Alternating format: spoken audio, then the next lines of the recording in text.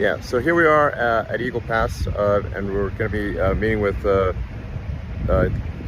sort of major officials and law enforcement responsible for the border, and you'll hear directly from them and see exactly what's going on for yourself. So with that, let's. Yeah. Yes, I'm Tony Gonzalez. I'm a local congressman here in the district. My district is 823 miles of the southern border, places like Eagle Pass, El Paso, Uvalde, Del Rio. We've been at the epicenter of this border crisis. What I really like to share is a lot of my sheriffs and local elected officials are being forgotten. Their stories aren't getting out. Some stories are, but a lot of stories aren't. The first person I'd like to hear from is Randy Brown, who is the sheriff of Medina County. It's about an hour away from, about 100 miles away from here. And Randy's behind us now. You want to come over here, Randy? And the question I have is what's happening in your county? This is 100 miles away. And just imagine, like you're just talking to America here, and people just want to understand exactly what's going on, but assume that people do not know what's going on. Well, you got to go back some time, and whenever the open border policies from the White House kind of got thrown out there, we've been overrun. How long ago was that? Cool. What year was that? 2 years ago. 2 years We're on our third year. We've been battling it for 2 years, and okay. So you're saying there's been an open border policy essentially for the past few years? It was an invitation. An invitation. That's how I read it. That's how it was told from the White House. So okay. They don't have a clue what's going on here, I don't think, because if they did, maybe they would care. Maybe they wouldn't. I don't know. How does the train impact you? Because the trains have been a big story lately. There's a train just over here. This is kind of where it starts, Elon. Okay. Where you see, all these thousands of people on a train. This is where they're coming through, but it doesn't end here. It just starts here. Yeah. Medina County is where they're going to make it to the big cities like San Antonio. Two major rail lines come through my county, and on those the illegals ride. They actually control the trains because they know how to crank down the brake on the car so that when it passes a heat sensor, the conductor has to stop the train, the illegals get off, the people come to get them, and all the stolen vehicles they're stealing from all over the country. Nearly every one of them is in a stolen vehicle. Okay. So then we get involved, and then they're trespassing on private property. Okay. And when you do get behind the road, they run through fences, they run over equipment. Irrigation stuff is important to the farmers. They run over their equipment, they tear it up. We tear up vehicles trying to hold the line. We're trying to hold the line 100 miles away because the line is not getting held here. Because it's not that complicated to close the border. It really isn't. And that's the aggravating part. I think any sheriff here will tell you the same thing. All right. Well, and just again, just assume that this is really just for the general public, and so we want to just frame the situation because not everyone knows like the magnitude and is this normal, or is it like so just if you could just frame the situation for the general public, that would be helpful. What terrifies me the most is we're seeing historic numbers, 11,000 people coming over daily for the past week. Here in Eagle Pass alone, 2,500 people, over 5,000 people in detention. But what worries me the most is this, in many cases, feels normal. The part that doesn't make it out on some of the news stuff is there is a golf course. We're literally standing in front of a golf course, and you have people playing golf as if it is normal. To the right, you have people that are coming over illegally. I mean, it is upside down. And like Elon said earlier, I believe in legal immigration. I think legal immigration is important. And what happens is when you grant people that have come over illegally these different opportunities, you completely undermine the legal system. I think like the stuff we were talking about in the car, the magnitude of the situation. The magnitude of it, yeah. So it's like the fact that we are seeing all-time highs in the legal process, that ramp is increasing. Yes. So these are really important points because the public isn't. I think it's not necessarily clear to the public.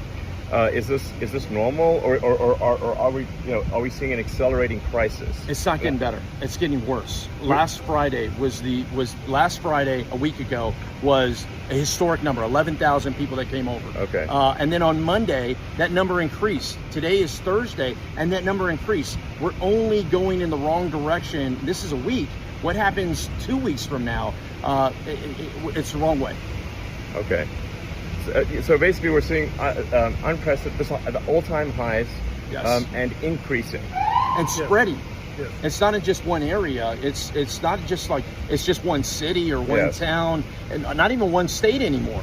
You know, it's not, we're talking about New York today, but Chicago, you're hearing it there, LA, Denver, there's all these other places where it's just spreading, just continues to get Okay. bubbling up. And just to quantify it, I think you said 2,000 a day or something, just in this location. Just here, yeah, just here. So that's but like over 700,000 a year.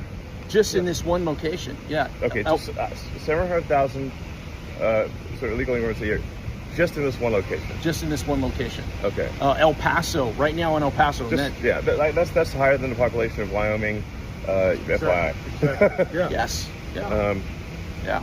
Okay, and that's just one location. What is the total number from all locations roughly per In the year? millions. I mean, it's So literally millions. millions, and those are just the folks that we know have engaged. What about all the others? That's just who was actually processed. Yes, the gotaways are the ones that you know. Yeah, so meaning that like the actual number is much higher. Much higher. Okay, that's very important for people to know. Yeah. That the actual number is much higher. Is the official number something like 2 million or something? Where is it? It varies, and it depends on who you ask, but Okay. I've seen it as high as 2.6 million. And that number just every year for the past 3 years has almost doubled. You know, it was like 1.1, It's and then it's doubling just year after doubling year after year. It's compounding year after year because it's not just one part of the world either.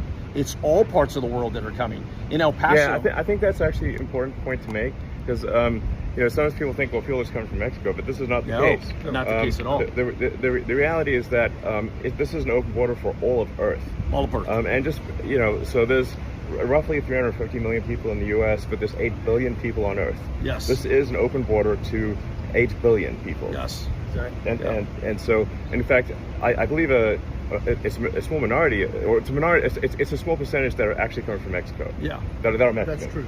Yes. Okay. Sheriff Zertuche, how many, I mean, this is how close are you to the border? 60 miles? 68 miles from the 68 border. miles from the border. That's right. What type of nationalities are coming through your county?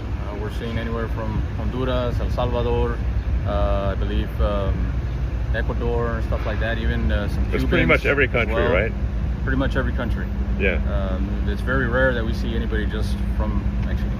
So, Oh, it's actually rare to see anyone from Right. Mexico. And then I'm 68 miles from the border. I'm 80 miles south of here from Okay. Eagle Pass. How big is your workforce? How big is the sheriff's office? My patrol staff's only 16 strong, 16 total. Okay. So how many do you have on call at one time? maybe 2 at the most.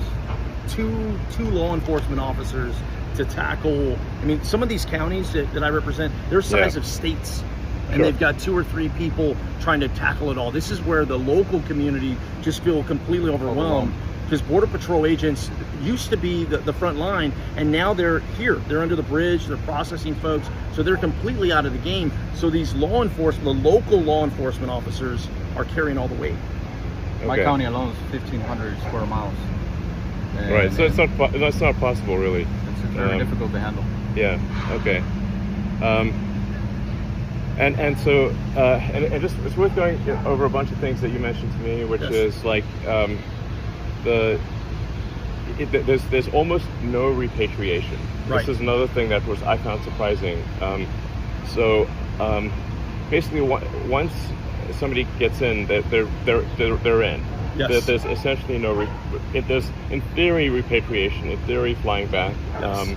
And I believe you talked to the president of Guatemala and and asked him if, would they take people back, and he said, of course. Yes, I said I'll take every single one of them. Yeah, no problem. No So, problem. All you got to do is ask Call, us. yeah. Ask, you just call. The White House just needs to call it. Exactly. Okay. And every white. And Seems like that's not a difficult thing. Elon, every White House has done that. Okay. Whether it was Trump, whether it was Obama, whether it was Clinton, whether it was Bush, every single White House has had a border issue, and every single one has had to handle it the same way. Okay. By essentially going, we can't let everybody in because it's going to overwhelm us. You're going to abide by the laws, and if you don't qualify for asylum, we're going to send you back. And as soon as you start doing that, it alleviates the stress. This administration hasn't done that yet. Okay, so and just so of the sort of roughly 2.5 million that processed illegals, and then it's maybe as much as double that or something. I don't know. So, Gotaways. Yeah. Call it like 4-ish million, maybe 5 million total processed and unprocessed. how many of the 4 or 5 million legal immigrants are sent back to their countries every year? I'll give you an example. Here in Del Rio sector is one of 9 sectors, okay? We're getting about 2,500 people coming over illegally a day. And we are repatriating or sending 0 back. Zero. Zero. Zero. So zero is quite a small number. Yeah, exactly. Okay, let's just literally 0. So 0. basically there's no repatriation. What is happening is This is insane. What is happening is, at best, they will send people to other parts of the border. That's Okay. not back to where the country of origin. That's to Laredo or El Paso. Okay. In worst case scenario, and I want to bring in the mayor here, the worst case scenario is where they're at. You bubble to a point where there's nowhere else to send them. So what you end up doing is you release them into the street. Imagine what that does to your local community. This is the mayor Hi, of how you Eagle doing? Pass. Welcome Hi. to Eagle Pass. Rolando Salinas, mayor of the city of Eagle Pass. Hi. And it's been a rough. Oh, a nice town. Oh, thank you. Thank Yeah, you. It is. just FYI, in case people are wondering whether Eagle Pass is like you know, like a rundown town. It's actually really clean and nice, just FYI. Thank you so much. Yeah. You know, we're a city of 28,000 people, and we've had 19,000. And sorry, just so maybe talk to the camera, I suppose. Eagle Pass is a city of 28,000 people. We've had over 19,000 people in the last about 10 days come in, so we don't have the resources. It's like wait, more people are coming in by far, you know, than I mean, it's exceeding the population of the town on a regular basis. Absolutely. We don't have the resources to control. When you talk about the hospital, Absolutely. I think that's a Absolutely. piece that a lot of people are missing. Eagle Pass has 1 hospital. So you have thousands of people visiting this hospital. People are getting frustrated. The safety's taking a toll. People can't get medical care, our local constituents, because they're treating people that are coming in from other countries. It's just, There's only so many doctors. there's only so many doctors, only so much we could do. The thing is, they're coming in without consequence, and the word gets out back to the countries, hey, come to the U.S., come to Eagle Pass, come one, come all kind of situation. And it's disappointing that we don't have a reform where we can solve this issue. The other thing about this too, Elon, is it should not be a partisan issue. I get it. The politics in it are lucrative. Exactly. There's certainly a temptation to make it a partisan issue. 100%. Yeah. But you know, this is across the board. I don't care if you're a D or an R, if you vote, don't vote, Yeah. urban America, rural America, everybody's impacted the same way. When the crisis hits your town, it's like a hurricane. When a hurricane hits you, everybody gets washed out. Sure. And it's no different. So I think there's an opportunity here. If we can message it in a manner of, this is about solutions. Hey, I get the finger pointing. It's easy to say why we got here. It's like, how do we just get out of here? And I think there are some real tangible solutions we can get. Okay, so I guess like the first part of this video, and I'll take a minute to upload it once this time, Sure. is just to frame the problem so Yes. that the American people understand the magnitude of the problem, how quickly it is growing, and that there is basically no solution currently being implemented. Yes. Yeah. Yes. Okay, and just to understand, like when, you know, you're telling me like sometimes, you know, people coming through are, you know, they have gang tattoos and, and they have the tear, tattoo on the forehead. Like I'm not sure, maybe that everyone knows what tattooing a tear on your head on your face means. I visited. Nothing good. It's not good. It's not good. I visited just Okay. nonstop. I visited the facility here in Eagle Pass on Monday, and there was a guy that had face and neck tattoos, hand tattoos, and he had teardrops. And a teardrop is when you kill somebody. when you kill somebody, and then you wear it as like as a badge of pride. You're like Right. actually happy that you've killed someone, right, and you want people to know it. right. And when someone like that comes through and they say they're an asylum seeker, what do we do? So I'm in there, and I asked the border patrol chief. I mean, we're talking about basically a serial murderer. Because he has multiple teardrops. Serial murderer and proud of it. Yes. Yes. This is not somebody you want babysitting. No, subtle. No, not at all. Okay. And so when I asked the border patrol chief, I go, hey, what's up with this guy? Yeah. And he asked him in Spanish. He goes, hey, have you ever been arrested before? He goes, oh, of course not. And he's like, no, I've never been arrested.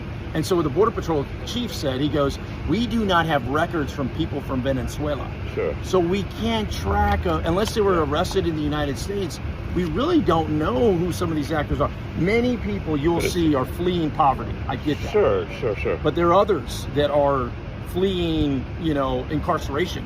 Yes. we are basically, it seems like a place where you can go to get away from the law. Yes. So Okay, well, I think with that, oh, and I see this sort of a, you know, just a kind of a group over there that's coming in. So it's, you know,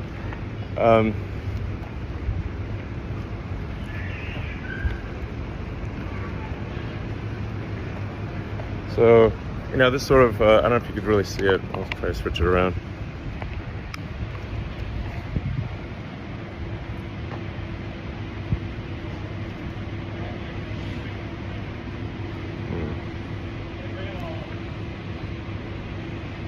Well, I can't really switch around. So anyway, that's like, I don't know if you can sort of see that group, but that's a group there.